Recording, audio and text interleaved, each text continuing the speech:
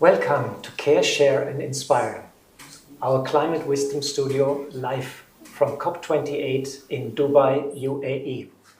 We bring together experts from science, politics and spirituality to explore new solutions for spirituality and the unfolding climate disaster. Myself, I'm Golo Pilz, and I will be your moderator for tonight's session. Well, the COP28, the Conference of Parties organized by the United Nations Framework for Climate, is happening and will be opened tomorrow here in Dubai. We expect more than 75,000 delegates, many head of states, many activists, and so this is one of the largest conferences ever. It will be all about stock-taking. Stock-taking means we will explore at this conference the promises and pledges of the countries given at the Paris Climate Agreement at COP15. However, this whole conference is overshadowed by the unfolding climate disaster. Everybody knows that the promises which have been given are not enough, and they will bring us right to 3 degrees temperature rise, which will be quite disastrous. So it's all about discussion, improving the pledges, and we have to see how the countries come up with solutions. I'm very glad to have 3 experts with me today. To my left is sitting Hemavati Shekhar. You are a climate advocate living in India and founder and director of Enact Earth Foundation. You have a degree in law and focus on climate and legislation. Next, Dr. Iyad Abu Mogli. He lives in Nairobi, Kenya, and is the founder and director of faith-based Faith for Earth Coalition at UNEP. For the last 40 years, Iyad has been focusing on sustainable development, interfaith collaboration, and innovation. He held various senior positions at the UN and holds also a doctorate degree in engineering. Welcome. And last, Sister Jenti Kriplani, additional administrative head of the Brahma Kumaris, a spiritual organization with more than 5,000 meditation centers in India and 600 abroad. She is also the director for the activities in Europe and the Middle East. The Brahma Kumaris is accredited to the UNFCCC since 2009, and Sister Jenti has been almost all the times visiting and participating at the climate conferences. She is also the head of our BK delegation. And this brings me now to our panel discussion. And my first question is to Iyad. You are an engineer and have worked all your life in the field of innovation and transformation. What's your personal motivation to come to the COP? And how does it relate to your work on Faith for Earth Coalition at UNEP? Thank you very much, Guru, and thank you for inviting me here. Indeed, when I finished my bachelor's degree 40 years ago or more, and I focused on environmental engineering, and I wanted to do something. I was inspired by my father, who was an entrepreneur, and he did not like what's happening around him, and he wanted to change. So I got that energy from him. And, for 40 years, I have been working on environmental issues, water quality, energy and waste management and so on. And I have served in over the past 26 years with the UN. And all of that was inspiring, working with the people.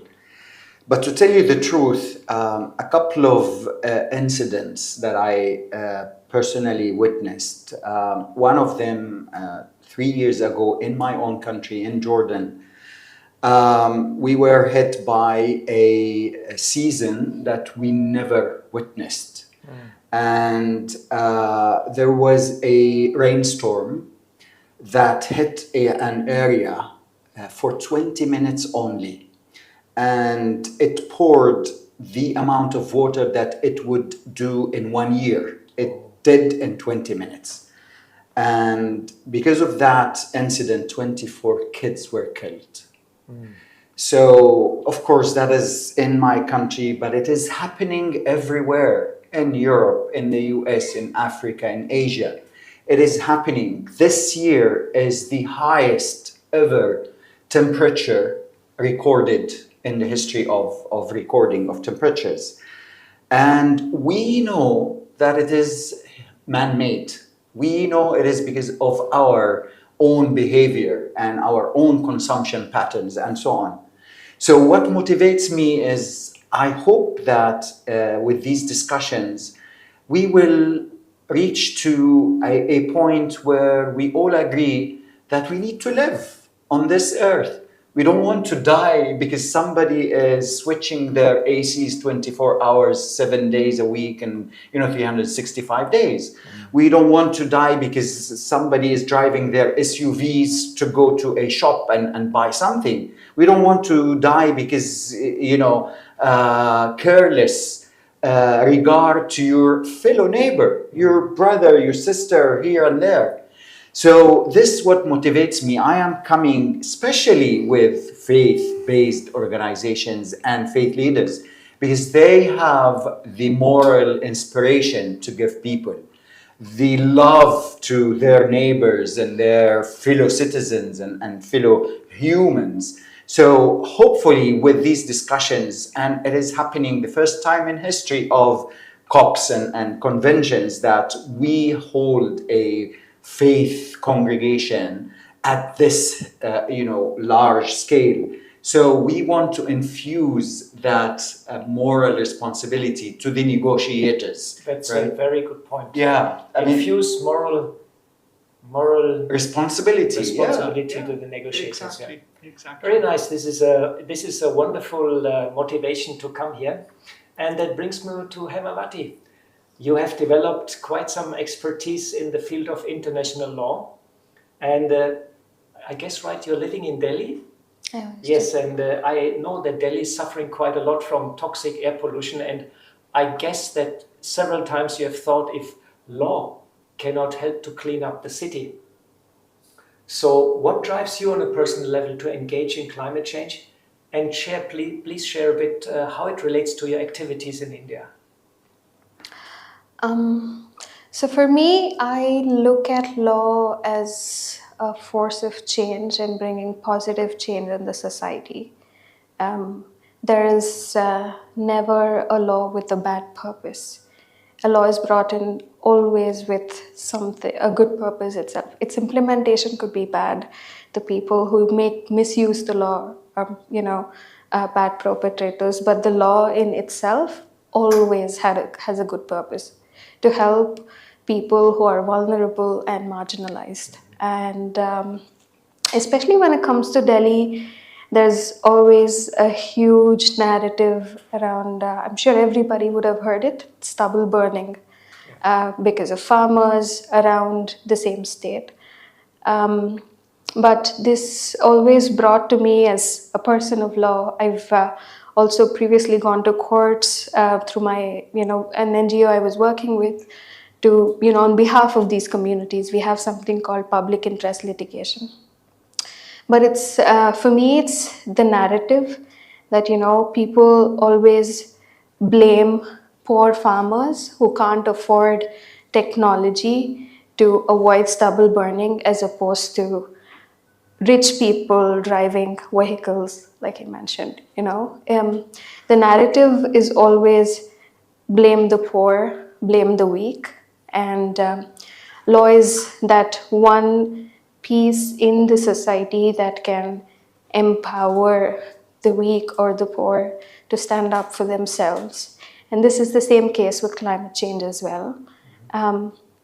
It is, I'm sure we've heard of many kids going to courts now, fighting for their future. And this wouldn't have necessarily happened if there was no system of law in place in any country, as a matter of fact. So I'm just, I think when we study law, we are always like taught what the problem in the society is and how law is a solution to deal with such a problem.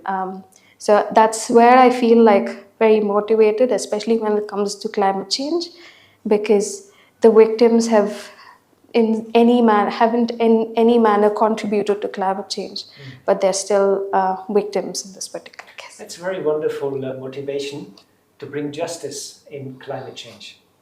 Sister Genti, you are an accomplished spiritual leader, and I know you have great love for nature and a deep feeling also for justice. You have a very busy schedule, but despite that, you still carved out a whole week to come here and be with us at the climate conference. What's your personal motivation to come to the COP, and how is it related to your role as a spiritual leader? I'd like to begin with a greeting of peace, Om Shanti, to my sister and my brother and all those who are watching and listening. I feel that one of the biggest challenges of our time is the one that we've created for ourselves, and that is climate change. And the sense I have is that if we have created it, it's also our duty and responsibility to do something about it, to alleviate the suffering that it's causing.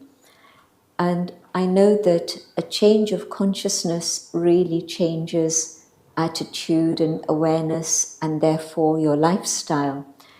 And I think that if people can really understand one thing, that our peace and happiness lies inside. It doesn't come from shopping, it doesn't come from flying a private jet or any of these things. It's actually deep inside of us. But because we've grown up in such a materialistic world, and it's got worse and worse day by day in a sense, all our attention is focused on the outside, and we've lost touch with the being that we are within. And because my own experience of spirituality was a very dramatic change in my lifestyle very quickly, so that from somebody living in London with all the comforts that that can bring, I decided I wanted to simplify my life and focus on the inner being. And so I think that it was so easy and natural for me. It can be very easy and simple for everyone else also.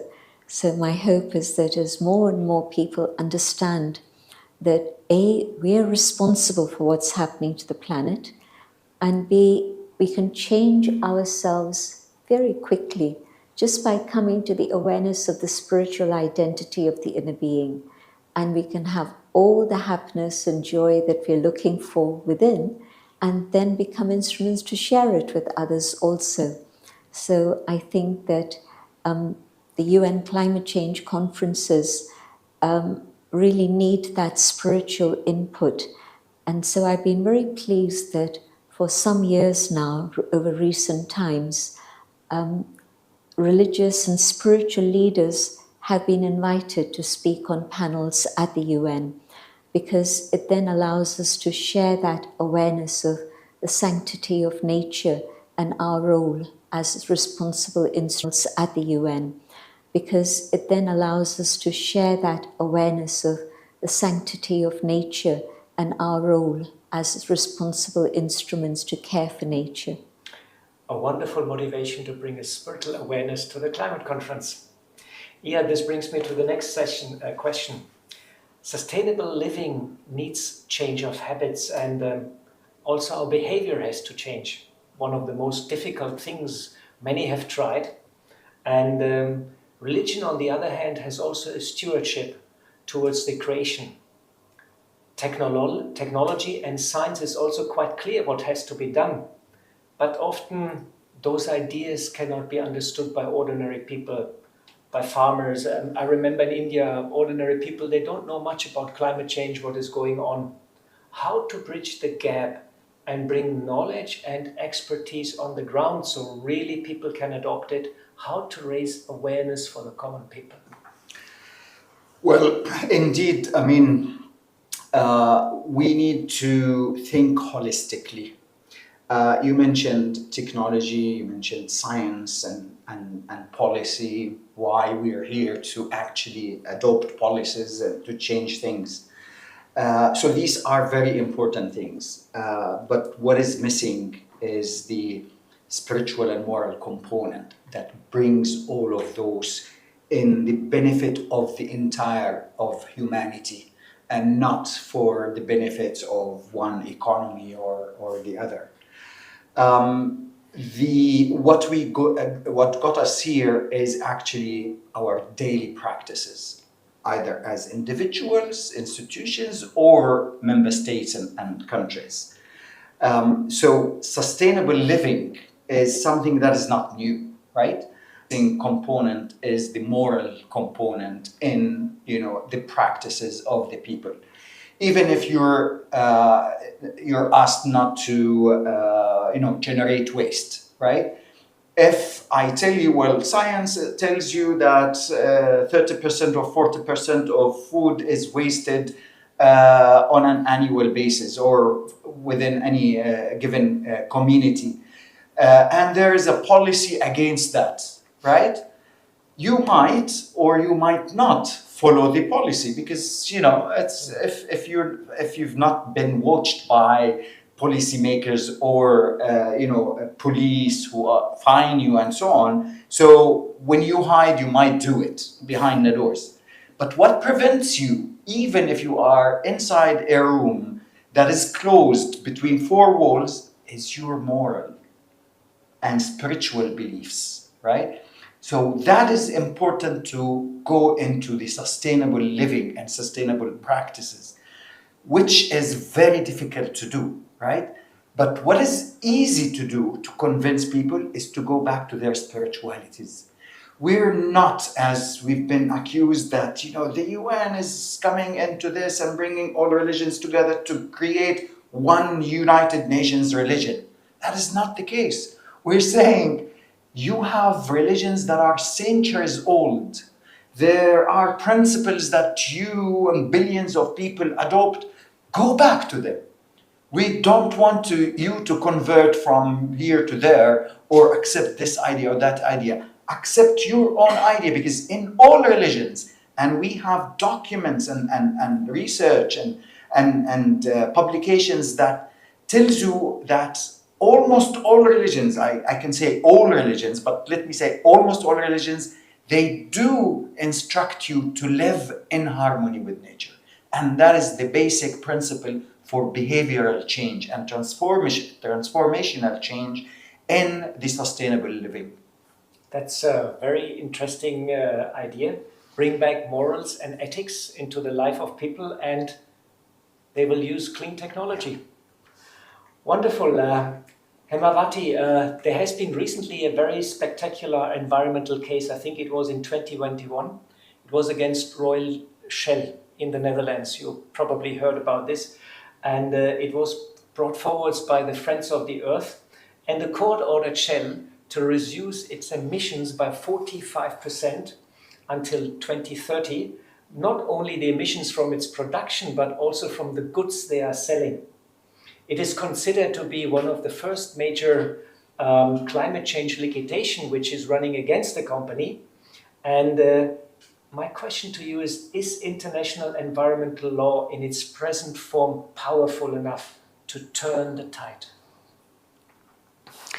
If I'm being honest, no. International law is a culmination of the political will of all the countries that come together to form it. And that is why people have been going to courts, and that is why climate change litigation becomes very, very important to seek justice. Because even if you go to many countries, they don't have a law on climate change itself. Despite a lot of commitments that has been made under Paris and the last 2 years, Glasgow Climate Pact, Sharm el-Sheikh Implementation Plan, and there's so many commitments, but does that translate to something within their domestic law for them to get their companies or their industries to behave a certain way? It's not always binding unless it's a law. If it's a policy, it's a vision document for the government itself on how they wish to move forward. And that is why there's a lack of political will, not just internationally, but nationally as well, for the governments to do something very concrete about climate change. And what people have realized that is that the only space that can ask the governments to forcefully take certain action is the courts. So and courts have been open to people to, complain against the government or industries. And this is one of the best examples of how a justice system itself has been used. And courts, many courts across the world have been very supportive, and they've been very creative in order to come up with orders that make sure that there are decisions made against fossil fuel companies or the governments even for lack of commitments.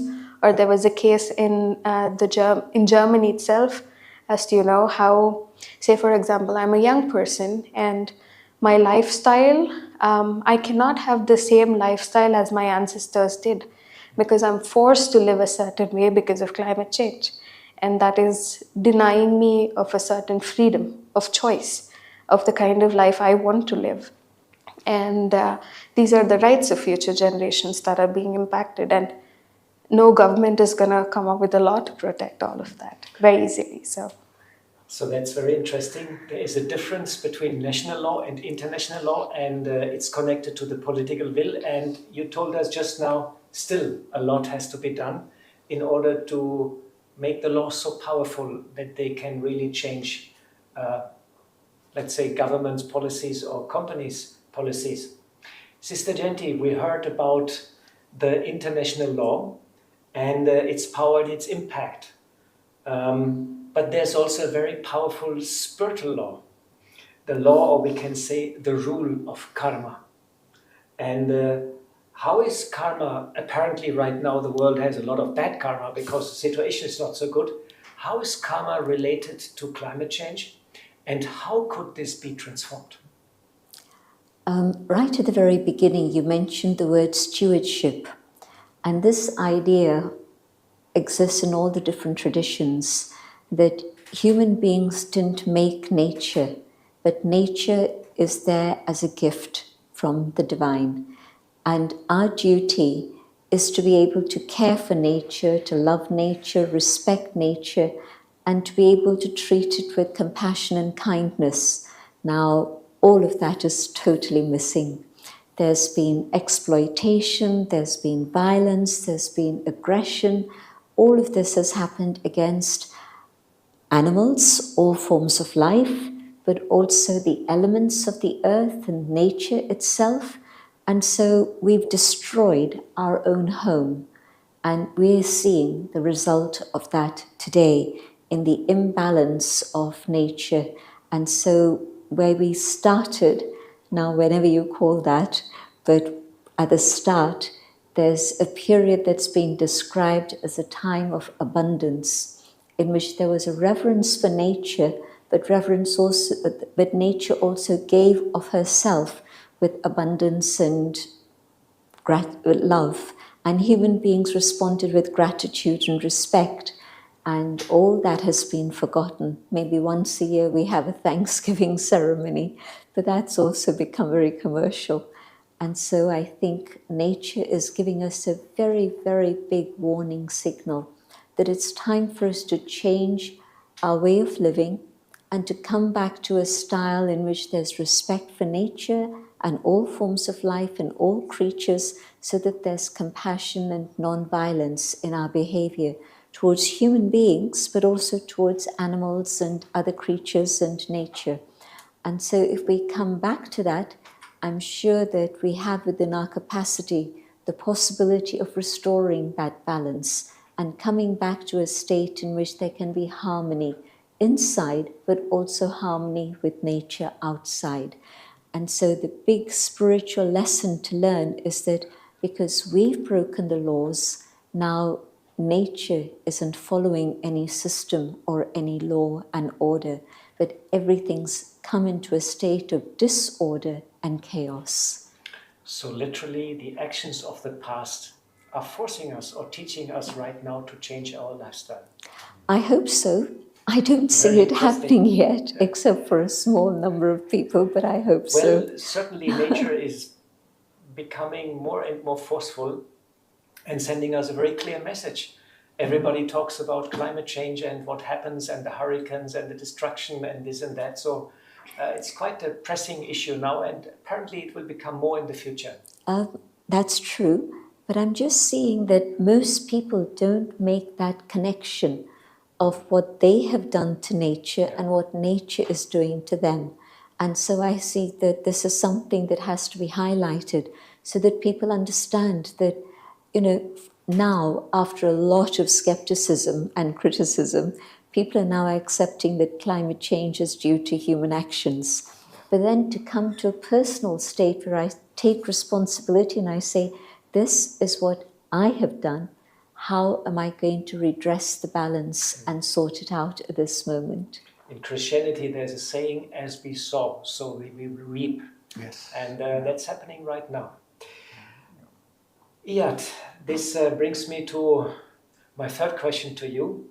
Humanity seems to be caught in a maze of reasons not to act what we actually understand. And it seems to be blocked. Since 30 years we know what has to be done, but somehow it's not happening. Something seems to be missing. Is it moral?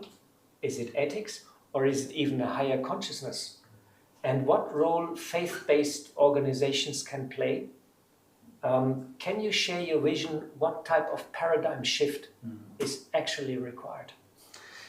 Well, if everybody now says that we are facing a crisis, a climate crisis, or even biodiversity crisis, or pollution crisis, or it's a crisis of humanity, to tell you the truth. It's a crisis of ethics and morals. It is a crisis of apathy towards others. It's a crisis of indifference. It's a crisis of the individual. And as Sister Gianti said, we're realizing now that we have done something wrong. But unfortunately, we're realizing it because we are feeling the impact, right? We're feeling it, and all of this, attention to it. It is because now it's reaching to the rich countries, to the rich people. It's hitting them where they, feel, the droughts in the US, the floods in Europe. And that's, I believe, unfortunate, of course. We don't want it to happen, but it's a wake-up call for humanity to understand. But it doesn't have to be that way. For example, in 1990, when some scientists, they discovered that there is a problem with the ozone layer, right? The ozone layer is so far. Nobody feels its impact. There is impact on the skin and so on, but it is not as massive as climate change. But yet, scientists, because it does not impact economy, it does not impact, the well-being of those who have, they went and made a commitment to reduce or, bridge that gap of the ozone layer. And they did it, right? They did it because they believed in science. Now, they don't believe in science, although they're feeling it. Now, once it starts hitting every day, they will wake up.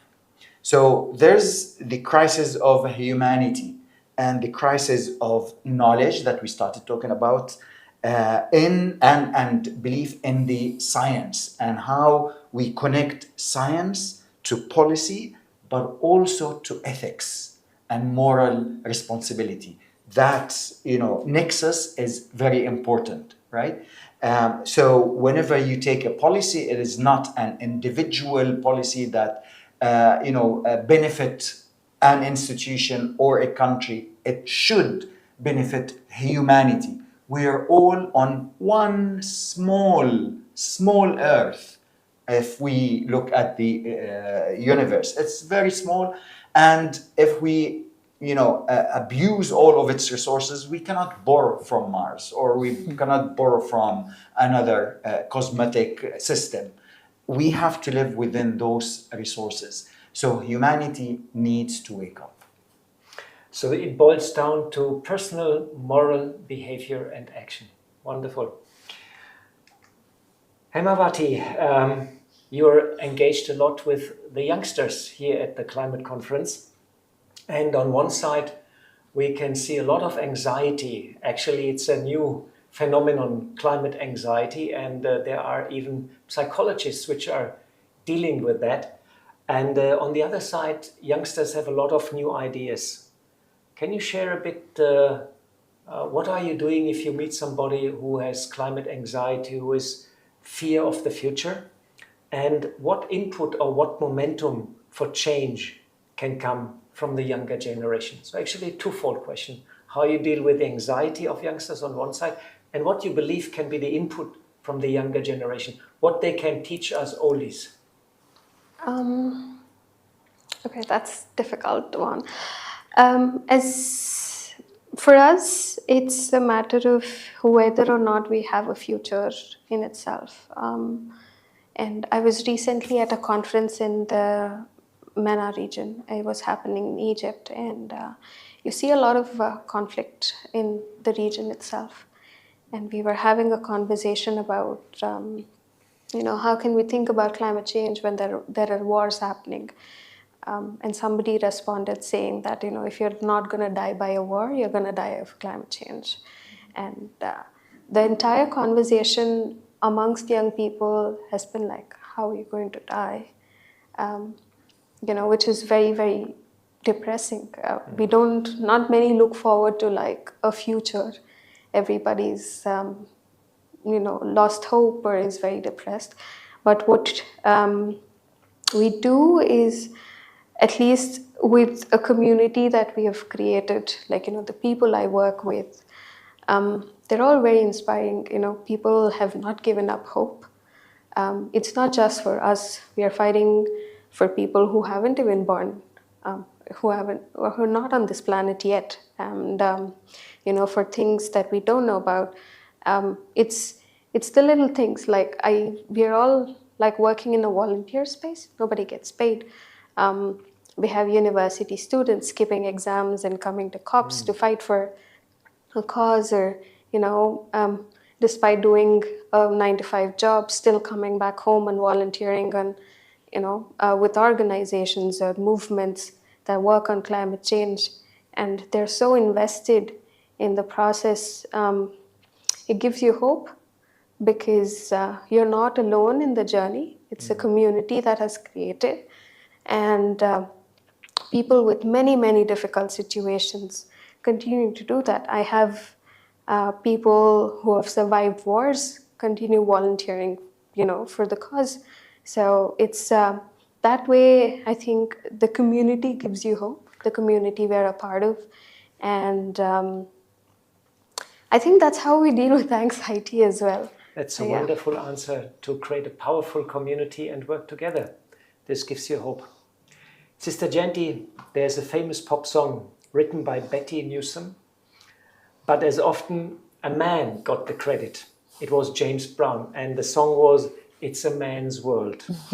The lyrics is quite revealing, and man built all modern gadgets, but without the woman, they are nothing.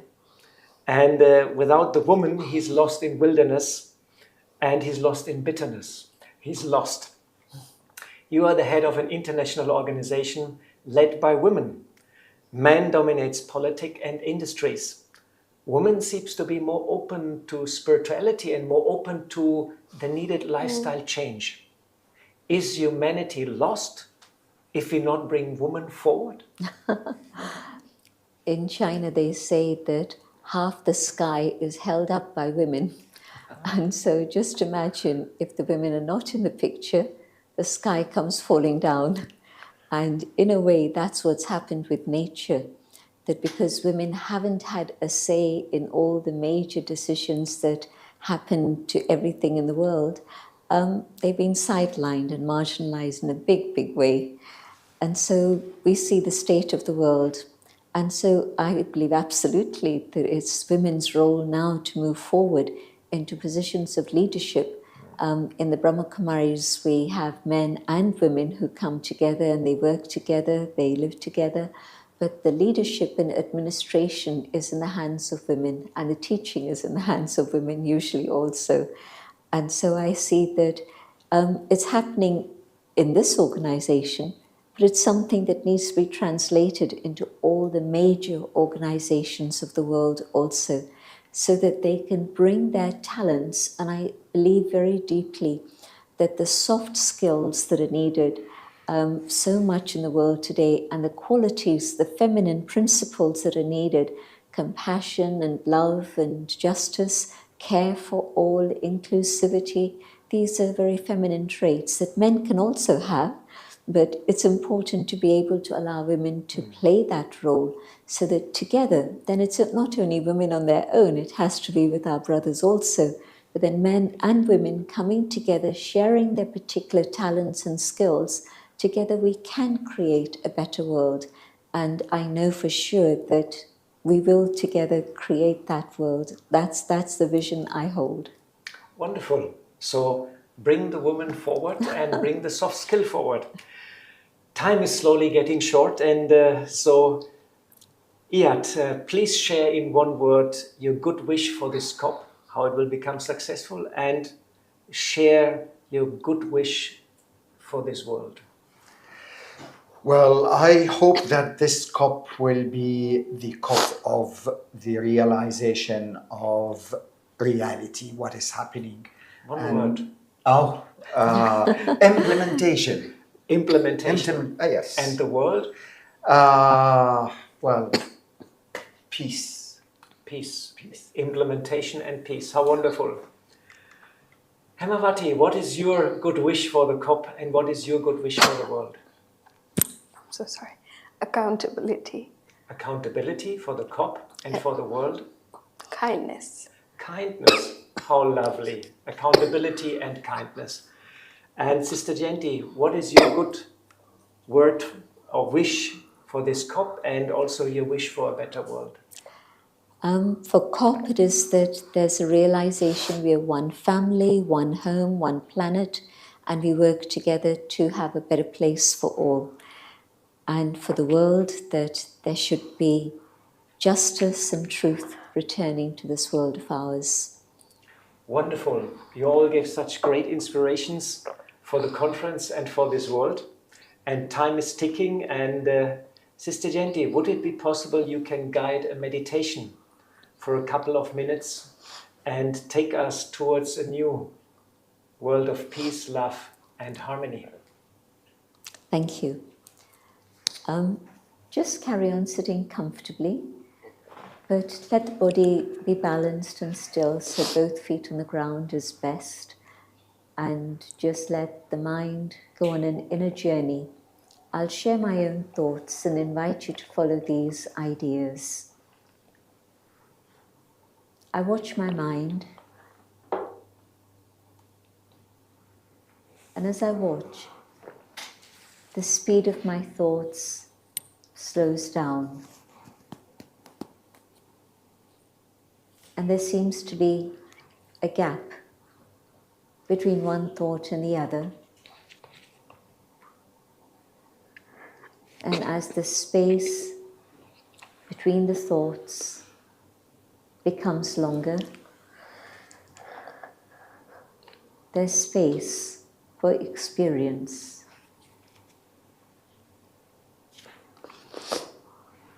On this inner journey,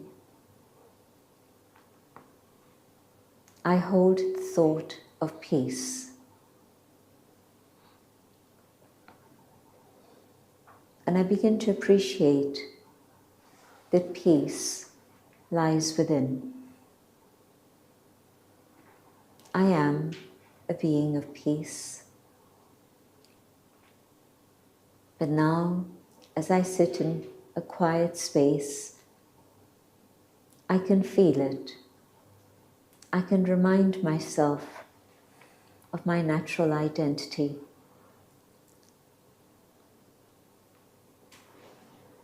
and the experience of peace opens the door to the awareness of love, of truth, of joy.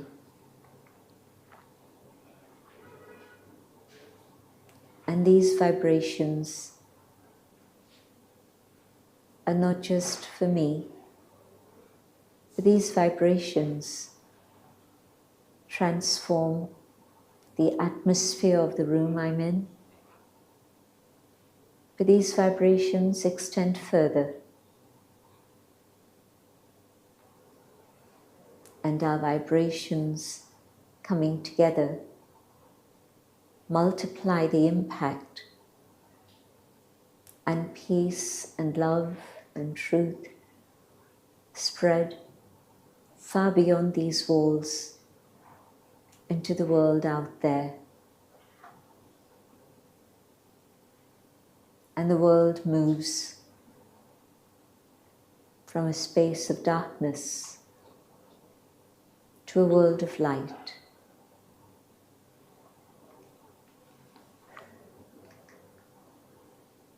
I hold this awareness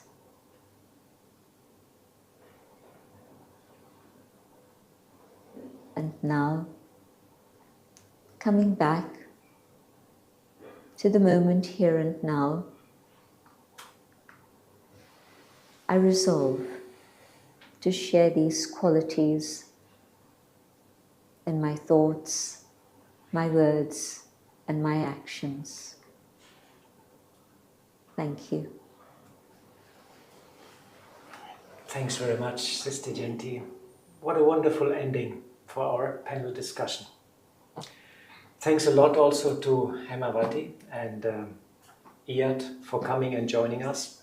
And I shall not forget our patrons and the sponsors, the Brahma Kumaris Kaltaru Tree Plantation Program, the Brahma Kumaris Environmental Initiative, and Yogis for Future and India Care Trust.